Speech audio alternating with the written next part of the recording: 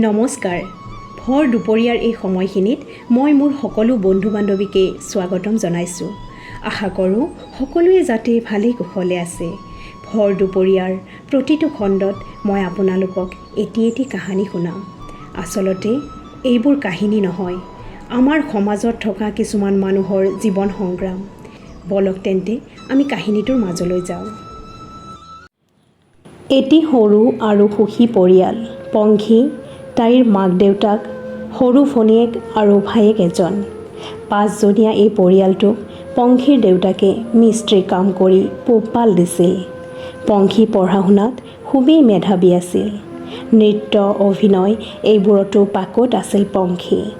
তাই পুৰস্কাৰ হিচাপে পোৱা বঁটাবোৰ চাই মাক দেউতাকৰ হিয়া হাত পৰিছিল। পংখীৰ প্ৰতিভাবোৰ দেখি গম পাই যে সিহঁতৰ পৰিয়ালটো কিমান পজিটিভ আছিল।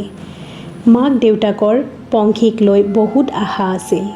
পংখী যি দিশতে আগবাঢ়িব বিচাৰিছিল মাক দেউতাকে তাতে আগবাঢ়িব দিছিল।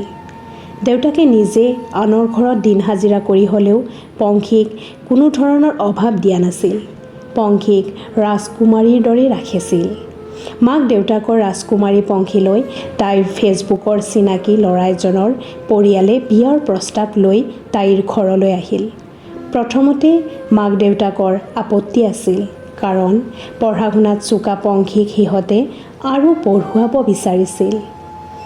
এইবোৰ কথা ল'ৰাৰ পৰিয়ালক জনোৱাত তেওঁলোকে কৈছিল যে আমাৰ ল'ৰা শিক্ষক, তাই এগৰাকী শিক্ষকৰ পত্নী হ'ব। তাই যিমান পঢ়িব বিচাৰে তাইক আমি পঢ়ুৱাম।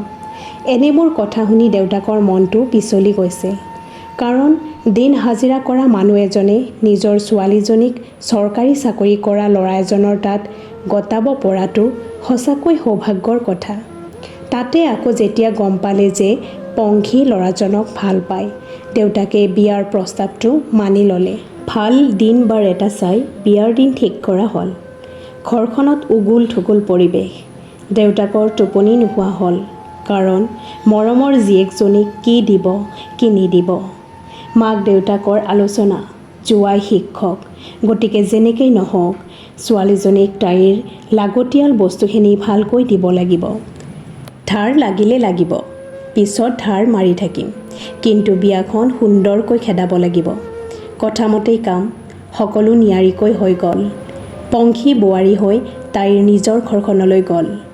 ওচৰ চুবুৰীয়াৰ মুখে মুখে পংখী দুখীয়া ঘৰৰ ছোৱালী হৈও সকলো ফালৰ পৰা আগবঢ়া আছিল বাবে আজি তাই চৰকাৰী চাকৰিয়াল ল'ৰা পালে। সকলোৰে মুখত বাহ বাহ। দেউতাকৰ মাকৰো এইবোৰ কথা শুনি মনটো বহুত ভাল লাগে। কোনেনো নিবিচাৰে নিজৰ সন্তানটো সুখত থকাটো। পংখীৰ দেউতাকৰ বিয়াখনৰ নামত অলপ টকা ধাৰ লাগিছিল, কিন্তু মানুহজন সৎ স্বভাৱৰ আছিল বাবে বেছি চিন্তা কৰা নাছিল। লাহে লাহে ধাৰবোৰ মাৰিম বুলি মনতে ভাবিছিল। আনফালে পংখীৰ শহুৰহঁতৰ ঘৰত 2-3 মাহ পাৰ হৈ গ'ল। তাই মাজে মাজে মাকক ফোন কৰি কয়, মা, তোমাক ক'বলৈ বহুত কথা আছে। কিন্তু তাই মাকক ভালকৈ কথাবোৰ ক'ব পৰা নাছিল। কেতিয়াবা তাই মাকৰ ঘৰলৈ আহিলেও তাইৰ স্বামী লগতে আহে, গতিকে তাই মাকৰ লগত কথা পাতিবলৈ সুবিধা পোৱা নাছিল। এনেকৈ দিন বাগৰাৰ লগে লগে তাই মাকক এদিন ফোন কৰি কৈছিল, মা, এওঁৰ কোনো আন নাৰীৰ লগত সম্পৰ্ক আছে। তেতিয়া মাকে আন মাকবোৰৰ দৰেই তাইক বুজাইছিল, একো এটা ভালকৈ নজনাকৈ যা তা কথা নকবি। মানুহ এজনক বুজিবলৈ অলপ সময় লাগে। তহঁতে জীৱনটোৰ আৰম্ভণিহে কৰিছ, গতিকে অলপ ধৈৰ্য ধৰ। এগৰাকী মাক হিচাপে ইয়াতকৈনো আৰু কি ক'ব। আনহাতে মাকে এইবোৰ কথা দেউতাককো জনোৱা নাছিল। মাকে ভাবিছিল সৰু সুৰা কথা, দুয়োৰো বুজাবুজিৰে ঠিক হৈ যাব। এদিন দেউতাকে কামলৈ ওলাই যোৱাৰ পিছত দেউতাকলৈ ফোন আহিল। পুলিচৰ ফোন। আপোনাৰ ছোৱালীয়ে আত্মহত্যা কৰিছে, আপুনি ইয়ালৈ আহিব লাগিব। দেউতাকৰ মূৰত সৰগ ভাঙি পৰিল। মুখৰ মাত হেৰাই গ'ল। থানালৈ গৈ দেখে পংখীৰ মৃতদেহটো নিথৰ হৈ পৰি আছে। তাইৰ শৰীৰত আঘাতৰ চিন। এইবোৰ দেখি মাক দেউতাকৰ কলিজা ফাটি গ'ল। বিয়াৰ মাত্ৰ 6 মাহ হৈছিলহে আমাৰ কলিজাজনীৰ কি হ'ল বুলি মাক দেউতাকে মানি লোৱা নাই। ইমান সাহসী ছোৱালীজনীয়ে যে নিজকে নিজে মাৰি পেলাব, এয়া পৰিকল্পিত হত্যাকাণ্ড। পুলিচ প্ৰশাসনেও তদন্ত আৰম্ভ কৰিলে। নিউজ চেনেলৰ ৰিপৰ্টাৰসমূহে পংখীৰ ঘৰত ভিৰ লগালে। প্ৰকৃততে কি হৈছিল বুলি মাক দেউতাকক প্ৰশ্ন কৰি গ'ল। মাকে চিঞৰি চিঞৰি কান্দি কান্দি কথাবোৰ ক'লে। দেউতাকেও ক'লে, আমাৰ পংখীৰ কি হৈছিল তাৰ উচিত তদন্ত হ'ব লাগে। দল সংগঠনসমূহেও পংখীৰ হকে উচিত তদন্তৰ দাবী কৰিলে। পংখীক হত্যা কৰা সন্দেহত তাইৰ শিক্ষক স্বামীক পুলিচে কৰায়ত্ব কৰিলে। তাৰ উচিত বিচাৰ আইনে কৰিব। কিন্তু মাক দেউতাকে যি হেৰুৱালে তাৰ বিচাৰ কোনে কৰিব? এটা সময়ত সকলোৱে এইবোৰ পাহৰি নিজৰ নিজৰ কামত ব্যস্ত হৈ পৰিব। কিন্তু পংখীৰ মাক দেউতাকৰ অন্তৰৰ এই জুইকুৰা দপদপকৈ জ্বলি থাকিব গোটেই জীৱনটো। নিজকে নিজে প্ৰশ্ন কৰি থাকিব, কিয় ছোৱালীজনীক বিয়া দিলোঁ বুলি। তাইৰ লগৰ ছোৱালীবোৰক দেখিলে ভাবিব, তাইকো যদি আমি পঢ়ুৱাই থাকিলোহেঁতেন, তাই জীয়াই থাকিলহেঁতেন। পংখীৰ বিয়াৰ নামত দেউতাকে টকাবোৰ ধাৰ কৰিছিল।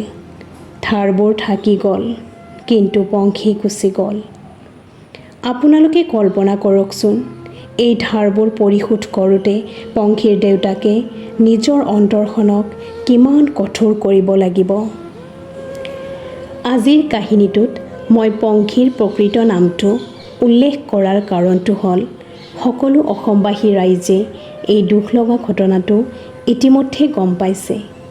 এই কাহিনীটোৰ জৰিয়তে প্ৰত্যেক পিতৃ মাতৃকে ক'ব বিচাৰোঁ যে নিজৰ ছোৱালীজনীক ডাঙৰ দীঘল কৰি এজন ভাল ল'ৰাৰ হাতত গতাই দিয়াৰ আশা মনত পুহি নাৰাখিব। ছোৱালীবোৰকো ল'ৰাৰ নিচিনাকৈ পঢ়ি শুনি কিবা এটা কৰাৰ অনুপ্ৰেৰণা দিব, যাতে জীৱনটোত কিবা এটা অসুবিধা পালেও তেওঁলোকে কাৰো বোজা হ'ব নালাগে। কাৰ কপালত কি লিখা আছে কোনে জানে। গতিকে পংখীৰ দৰে কাহিনীবোৰ যাতে পুনৰ নহয়। মাক দেউতাকৰ কাম ছোৱালীজনীক ভাল শিক্ষা দীক্ষা দিয়াৰ লগতে ভাল সংস্কাৰ দিয়া, আৰু ছোৱালীবোৰেও নিজে নিজৰ ভৰিত থিয় দিহে সময়ত উপযুক্ত বুলি ভবা এজনক জীৱন সংগী হিচাপে নিৰ্বাচন কৰিব লাগে। ভৰ দুপৰীয়াত আজিৰ এই কাহিনীটো ইমানতে শেষ কৰিলোঁ। আশা কৰোঁ আপোনালোকে শুনি ভাল পাইছে, আৰু যদি ভাল পাইছে মোৰ চেনেলটো ছাবস্ক্ৰাইব কৰি দিব, লগতে লাইক আৰু কমেণ্টো কৰিব, যাতে আমাৰ সমাজত ঘটি থকা এনেবোৰ সঁচা ঘটনাক কাহিনীৰ ৰূপত মই আপোনালোকক শুনাব পাৰোঁ। ধন্যবাদ।